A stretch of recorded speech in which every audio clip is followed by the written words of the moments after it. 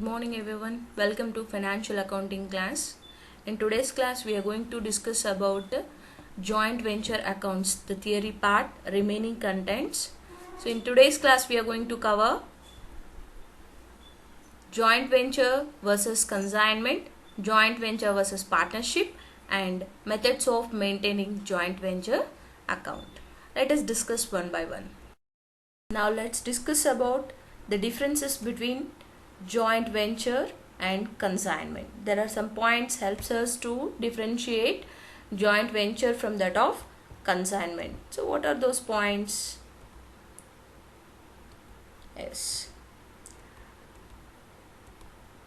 The first point is joint venture is just like a temporary partnership business. So joint venture has been formed with a specific purpose. So that's what it is, a temporary partnership business, because after completion of that purpose joint venture will be closed, and the parties involved in a joint venture might be two or more than two persons, and those persons are be called as co-venturers, and these co-venturers are owners only. That is nothing but the relationship between the co-venturers of the joint venture is owners, and whatever the profit or loss arising from that business will be shared among them, whether equally or on a agreed ratio. Whereas in case of consignment, it is not at all a partnership business at all. It never be called as a partnership. In a consignment, there are two parties personally called as consignor and consignee, particularly called as consignor and consignee, where the consignor and consignee relationship is principal and agent. Principal and agent. Consignor is a principal and consignee is a agent, because consignee is supposed to involve in a consignment based on commission. That's what he is called as an agent. And whatever the profit or loss arising from that consignment is purely relates to consignor. So consignor only responsible for all the risks and rewards of that consignment activity. Then the second point. So before going to second point, let us know also in briefly in Kannada. Joint venture and consignment. Joint venture consignment ಯಾವ ರೀತಿ ಭಿನ್ನವಾಗಿದೆ ಅಂತ. Joint venture ಅಂತಕ್ಕಂಥದ್ದು ಒಂದು temporary partnership business ಆಗಿರುತ್ತೆ. ಹಾಗೆ ಇಲ್ಲಿ ಇಬ್ಬರು ಅಥವಾ ಇಬ್ಬರಿಗಿಂತ ಹೆಚ್ಚಿನ ವ್ಯಕ್ತಿಗಳು ಸೇರಿಕೊಂಡು ಜಾಯಿಂಟ್ ವೆಂಚರನ್ನು ಫಾರ್ಮ್ ಮಾಡಿರ್ತಾರೆ. ಅದ್ರ ಜೊತೆಗೆ ಈ ಒಂದು ಇಬ್ಬರು ಅಥವಾ ಇಬ್ಬರಿಗಿಂತ ಹೆಚ್ಚಿನ ವ್ಯಕ್ತಿಗಳು ಏನಿರ್ತಾರೆ ಅವರನ್ನು ನಾವು ಕೋ ವೆಂಚರರ್ಸ್ ಅಂತ ಹೇಳಿ ಕರಿತೇವೆ. ಹಾಗೆ ಅವರ ಮಧ್ಯದ ಒಂದು ಸಂಬಂಧ ಹೇಗೆ ಇರುತ್ತೆ ಅಂತ ಹೇಳಿದ್ರೆ ಅದು ಓನರ್ಸ್ ಅಂತ ಹೇಳಿ ಕರೆಸ್ಕೊಳ್ಳುತ್ತೆ. ಅಂದರೆ ಪ್ರತಿಯೊಬ್ಬ ಕೋ ವೆಂಚರರ್ ಕೂಡ ಓನರೇ ಆಗಿರ್ತಾನೆ. ಯಾಕೆಂದರೆ ಎಲ್ಲರೂ ಈಕ್ವಲ್ ಆಗಿನೇ ಕಾಂಟ್ರಿಬ್ಯೂಷನ್ ಅನ್ನ ಬಿಸ್ನೆಸ್ ಮಾಡಲಿಕ್ಕೆ ಈಕ್ವಲ್ ಆಗಿನೇ ಕಾಂಟ್ರಿಬ್ಯೂಷನ್ ಅನ್ನ ಮಾಡ್ತಕ್ಕಂಥದ್ದಾಗತ್ತೆ. ಸೊ ಅಷ್ಟೇ ಅಲ್ಲದೇನೆ ಆ ಬಿಸ್ನೆಸ್ ಇಂದ ಅರೈಸ್ ಆಗ್ತಕ್ಕಂಥ ಲಾಭ ನಷ್ಟಗಳನ್ನ ಸಮಾನವಾಗಿ ಅಥವಾ ಒಂದು ಒಪ್ಪಂದದ ಮೇರೆಗೆ ಅವರು ಹಂಚಿಕೊಳ್ತಕ್ಕಂಥದ್ದಾಗತ್ತೆ. ಆದರೆ ಕನ್ಸೈನ್ಮೆಂಟ್ ಅಲ್ಲಿ ಕನ್ಸೈನ್ಮೆಂಟ್ ಅನ್ನ ನಾವು ಪಾರ್ಟ್ನರ್ಶಿಪ್ ಅಂತ ಹೇಳಿ ಕರೆಯೋದೇ ಇಲ್ಲ. ಹಾಗೆ ಇಲ್ಲಿ ಇಬ್ಬರು ವ್ಯಕ್ತಿಗಳಿಂದ ಕನ್ಸೈನ್ಮೆಂಟ್ ವ್ಯವಹಾರ ಶುರು ಮಾಡ್ತಕ್ಕಂಥದ್ದಾಗತ್ತೆ. ಆ ಇಬ್ಬರು ವ್ಯಕ್ತಿಗಳಿಗೆ ನಾವು ಕನ್ಸೈನರ್ ಅಂಡ್ ಕನ್ಸೈನಿ ಅಂತ ಹೇಳಿ ಕರೀತಕ್ಕಂಥದ್ದಾಗತ್ತೆ. ಮತ್ತೆ ಇಲ್ಲಿ ಕನ್ಸೈನರ್ ಅಂಡ್ ಕನ್ಸೈನಿ ನಡುವಿನ ಸಂಬಂಧ ಹೇಗಿರುತ್ತೆ ಅಂತ ಹೇಳಿದ್ರೆ ಪ್ರಿನ್ಸಿಪಲ್ ಅಂಡ್ ಏಜೆಂಟ್ ರಿಲೇಶನ್ಶಿಪ್ ಅಲ್ಲಿ ಇರ್ತಕ್ಕಂಥದ್ದಾಗತ್ತೆ. ಯಾಕೆ ಅಂದ್ರೆ ಕನ್ಸೈನರ್ ಗೂಡ್ಸ್ಗೆ ಸಂಬಂಧಪಟ್ಟಂತೆ ಓನರ್ ಆಗಿರ್ತಾನೆ. ಕನ್ಸೈನಿ ಆ ಒಂದು ಗೂಡ್ಸ್ ಅನ್ನ ತೆಗೆದುಕೊಂಡು ಕಮಿಷನ್ ಆಧಾರದ ಮೇಲೆ ಮಾರಾಟವನ್ನ ಮಾಡಲಿಕ್ಕೆ ಒಪ್ಕೊಂಡಿರ್ತಕ್ಕಂಥ ವ್ಯಕ್ತಿ ಆಗಿರ್ತಾನೆ. ಸೊ ಹಾಗಾಗಿ ಇಲ್ಲಿ ಕನ್ಸೈನಿ ಏಜೆಂಟ್ ಅನ್ನಿಸ್ಕೊಳ್ತಾನೆ. ಮತ್ತೆ ಇಲ್ಲಿ ಈ ಒಂದು ಕನ್ಸೈನ್ಮೆಂಟ್ ವ್ಯವಹಾರದಿಂದ ಬರ್ತಕ್ಕಂಥ ಲಾಭ ಅಥವಾ ನಷ್ಟ ಕೇವಲ ಕನ್ಸೈನರ್ಗೆನೆ ಸಂಬಂಧಪಡ್ತಕ್ಕಂಥದ್ದಾಗುತ್ತೆ. Then the second point.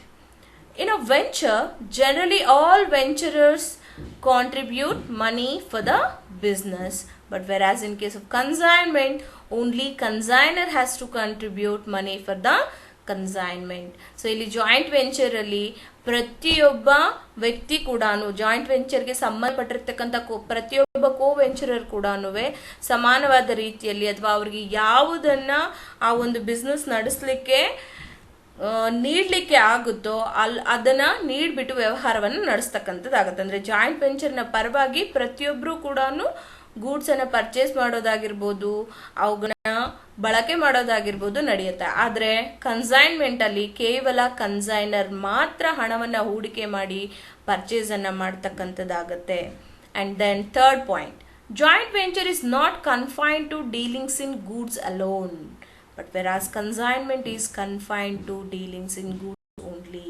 So ಇಲ್ಲಿ ಜಾಯಿಂಟ್ ವೆಂಚರ್ ಅಂತಕ್ಕಂಥದ್ದು ಯಾವುದಾದ್ರೂ ಒಂದು ಗೂಡ್ಸ್ಗೆ ಸಂಬಂಧಪಟ್ಟಂತೆ ನಡೀತಕ್ಕಂಥ ಅಥವಾ ಕೇವಲ ಗೂಡ್ಸ್ಗಷ್ಟೇ ಸಂಬಂಧಪಡ್ತಕ್ಕಂಥ ಒಂದು ವ್ಯವಹಾರ ಅಲ್ಲ. Joint venture may be form to construct a building, may be form to construct a bridge or to roads. So like that, the different types of businesses may carry in the form of joint venture. So joint venture ಅಲ್ಲಿ ನಾವು ವಿವಿಧ ರೀತಿಯಾದ ವ್ಯವಹಾರಗಳನ್ನ ನಡ್ಸ್ಕೊಂಡು ಹೋಗ್ಬೋದಾಗಿದೆ. ಇಲ್ಲಿ ಬರೀ goods ಅಷ್ಟೇ exchange ಆಗಬೇಕು ಅಂತ ಏನು ಇಲ್ಲ. ಆದರೆ ಕನ್ಸೈನ್ಮೆಂಟ್ ಅಲ್ಲಿ ಇದು ಪರಿಣಾಮವಾಗಿ ಕಂಪ್ಲೀಟ್ ಆಗಿ ಗೂಡ್ಸ್ಗೆ ಸಂಬಂಧಪಟ್ಟಂತ ಒಂದು ವ್ಯವಹಾರ ಆಗುತ್ತೆ. ಸೊ ಈ ಒಂದು ರೀತಿಯಲ್ಲಿ joint venture is completely different from that of consignment.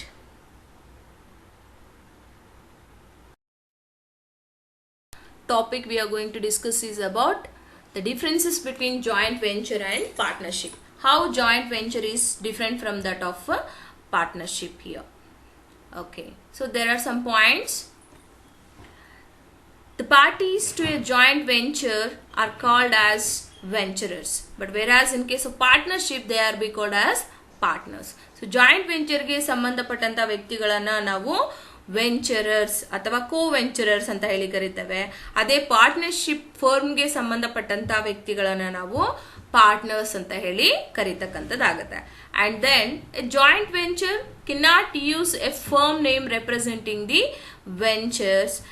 venturers, but in case of partnership can have a firm name representing the partners. Joint venture ಅಲ್ಲಿ ಇರ್ತಕ್ಕಂಥ ವ್ಯಕ್ತಿಗಳ ಹೆಸರಿನೊಂದಿಗೆ ಜಾಯಿಂಟ್ ವೆಂಚರ್ ನ ಸೂಚಿಸುವ ಅವಶ್ಯಕತೆ ಇರೋದಿಲ್ಲ. ಆದ್ರೆ ಪಾರ್ಟ್ನರ್ಶಿಪ್ ಅಲ್ಲಿ ಅವರ ಒಂದು ಪಾರ್ಟ್ನರ್ಸ್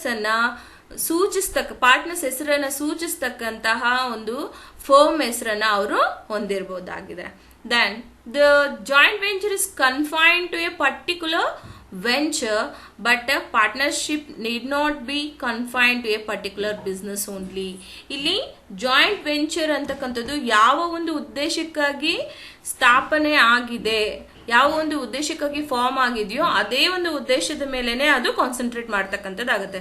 ಉದಾಹರಣೆಗೆ ಬಿಲ್ಡಿಂಗ್ ಕನ್ಸ್ಟ್ರಕ್ಟ್ ಮಾಡ್ಲಿಕ್ಕೆ ಇಬ್ಬರು ಅಥವಾ ಇಬ್ಬರಿಗಿಂತ ವ್ಯಕ್ತಿಗಳು ಕೂಡ್ಕೊಂಡ್ಬಿಟ್ಟು ಆ ವ್ಯವಹಾರವನ್ನ ನಡೆಸ್ತಾರೆ ಅಂತ ಹೇಳಿದ್ರೆ ಅದು ಕೇವಲ ಅದಕ್ಕಷ್ಟೇನೆ ಸಂಬಂಧಪಟ್ಟಿರುತ್ತೆ. ಆದ್ರೆ ಪಾರ್ಟ್ನರ್ಶಿಪ್ ಆ ತರ ಏನು ಪರ್ಟಿಕ್ಯುಲರ್ ಆಗಿ ಒಂದು ಸ್ಪೆಸಿಫಿಕ್ ಇದನ್ನೇನು ಹೊಂದಿರೋದಿಲ್ಲ.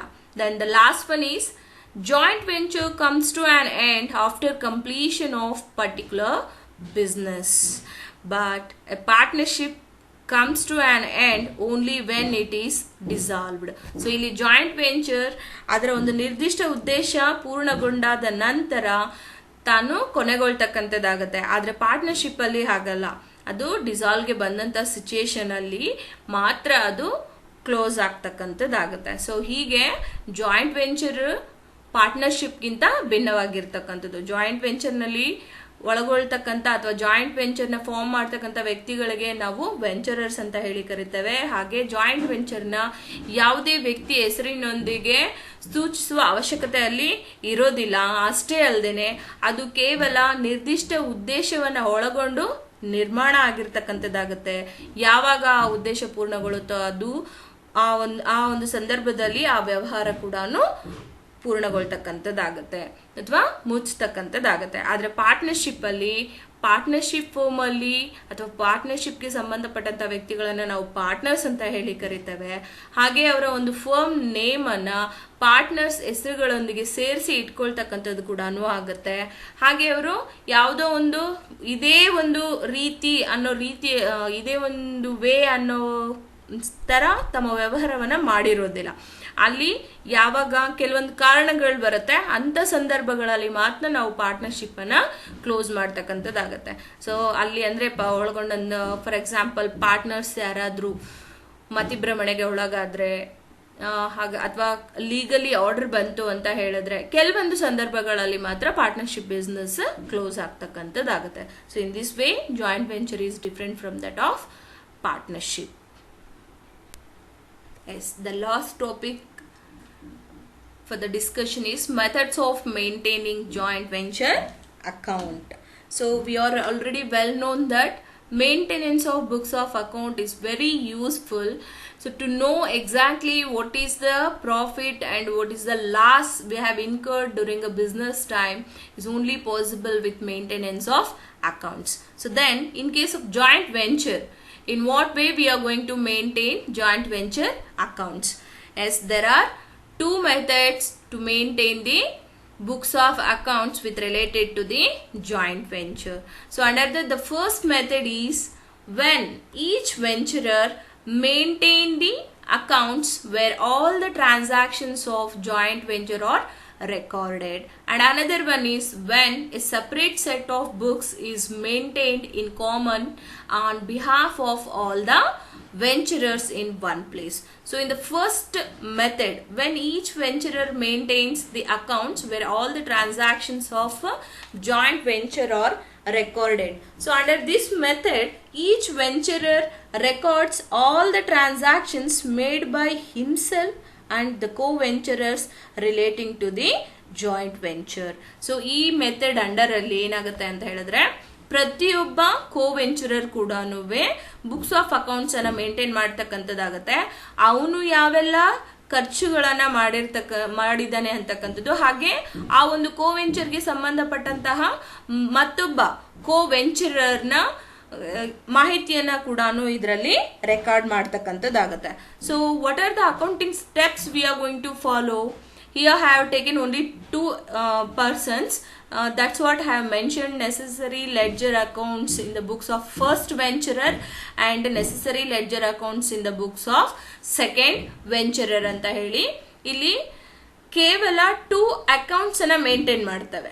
ಫಸ್ಟ್ ಅಕೌಂಟ್ ಅನ್ನ ನಾವು ಜಾಯಿಂಟ್ ವೆಂಚರ್ ಅಕೌಂಟ್ ಅಂತ ಹೇಳಿ ಕರಿತೇವೆ, ಮತ್ತೊಂದನ್ನ ನಾವು ಕೋವೆಂಚರರ್ ಅಕೌಂಟ್ ಅಂತ ಹೇಳಿ ಕರೀತಕ್ಕಂಥದ್ದಾಗತ್ತೆ. ಸೊ ಇಲ್ಲಿ joint venturer account and co-venturer account with respect to all the parties who are all involved in that business. ಆ ಬಿಸ್ನೆಸ್ ಅಲ್ಲಿ ಆ ಒಂದು ಜಾಯಿಂಟ್ ವೆಂಚರ್ ಅಲ್ಲಿ ಎಷ್ಟು ಜನ ಕೋವೆಂಚರರ್ಸ್ ಇದ್ದಾರೋ ಅಷ್ಟು ಜನನೂ ಜಾಯಿಂಟ್ ವೆಂಚರ್ ಅಕೌಂಟ್ ಹಾಗೆ ಕೋವೆಂಚರ್ ಅಕೌಂಟ್ ಅನ್ನ ಮೇಂಟೈನ್ ಮಾಡ್ತಕ್ಕಂಥದ್ದಾಗುತ್ತೆ. ಸೊ ಇಲ್ಲಿ ನಾನು ಎರಡನ್ನ ಹೇಳಿದ್ದೇನೆ. ಸೊ ಫಸ್ಟ್ ವೆಂಚರರ್ ಅಂದ್ರೆ ಎ ಅಂತ ತಗೊಳ್ಳಿ, ಸೆಕೆಂಡ್ ವೆಂಚರರ್ ಅಂದ್ರೆ ಬಿ ಅಂತ ತಗೊಳ್ಳಿ. In the books of A ಅಂತ ಹೇಳಿ ಸ್ಟಾರ್ಟ್ ಮಾಡಿದಾಗ ಜಾಯಿಂಟ್ ವೆಂಚರ್ ಅಕೌಂಟ್ ಅಂತ ಆಗುತ್ತೆ, ಜೊತೆಗೆ ಕೋವೆಂಚರ್ ಅಕೌಂಟ್ ಅನ್ನ ಬಿ ಅಕೌಂಟ್ ಅಂತ ಹೇಳಿ ತೋರಿಸ್ತಕ್ಕಂಥದ್ದಾಗುತ್ತೆ. ಇನ್ ಕೇಸ್ ಸೆಕೆಂಡ್ ಬಂದಾಗ ಸೆಕೆಂಡ್ ವೆಂಚರರ್ ಅಂತ ಹೇಳಿದ್ರೆ ಇಲ್ಲಿ B. So first joint venture account ಅಂತ ಬರುತ್ತೆ, ಕೋವೆಂಚರರ್ ಅಕೌಂಟ್ ಅಂತಕ್ಕಂಥದ್ದು ಎ ಅಕೌಂಟ್ ಅಂತ ಹೇಳಿ ತೋರಿಸ್ತಕ್ಕಂಥದ್ದಾಗುತ್ತೆ. ಸೊ ಹೀಗೆ ಇಲ್ಲಿ ಪ್ರತಿಯೊಬ್ಬ ವೆಂಚರರ್ ಕೂಡ ಸಪರೇಟ್ ಆಗಿ ಬುಕ್ಸ್ ಆಫ್ ಅಕೌಂಟ್ಸ್ ಅನ್ನ ಮೇಂಟೈನ್ ಮಾಡ್ತಕ್ಕಂಥದ್ದಾಗುತ್ತೆ. So second one is when a separate set of books is maintain in common on behalf of all the venturers in one place. So here only 3 accounts we are supposed to maintain. Those 3 are joint venture account, co-venturer account and a joint bank account. So joint venture account, co-venturer account and joint bank account ಅಂತಕ್ಕಂಥ 3 accounts ನಾವು maintain ಮಾಡೋದ್ರ ಮೂಲಕ joint venture ಖಾತೆಗೆ ಸಂಬಂಧಪಟ್ಟಂತೆ accounts ಅನ್ನ open ಮಾಡ್ತಕ್ಕಂಥದ್ದಾಗುತ್ತೆ. So ಇದರಿಂದ ನಮಗೆ ಆ ಒಂದು ವ್ಯವಹಾರಕ್ಕೆ ಸಂಬಂಧಪಟ್ಟಂತೆ ಲಾಭವಾಗಿದೆಯಾ ನಷ್ಟವಾಗಿದೆಯಾ, ಲಾಭ ನಷ್ಟ ಆಗಿದೆ ಅನ್ನೋದನ್ನ ತಿಳ್ಕೊಳ್ಳೋಕ್ಕೆ ಸಹಾಯ ಆಗುತ್ತೆ. Yes, thank you everyone. In the next class we are going to discuss about how to solve the problems related to the joint venture. First let's start with the first method, later on I'm going to discuss in a second method.